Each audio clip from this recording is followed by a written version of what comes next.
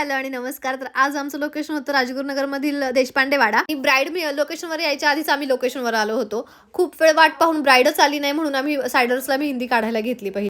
आणि ब्राईड बाहेर देशात जॉबला असल्यामुळे तिच्या फ्रेंड्सही तिकडच्याच होत्या. त्या सुद्धा मेहंदी काढायला बसल्या होत्या वाट पाहत. I'm from Poland and she's from Germany. त्यांच्या गोऱ्या गोऱ्या हातांवर आमची नाजूक अशी डिझाईन खूप उठून दिसत होती.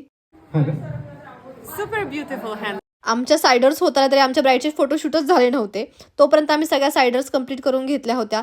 फायनली 3 तासानंतर आम्ही ब्राईड मेहंदी काढायला बसली आणि तिला फुल ट्रॅडिशनल मेहंदी हवी होती. त्यांच्या मेहंदीचे फंक्शन स्टार्ट झाले.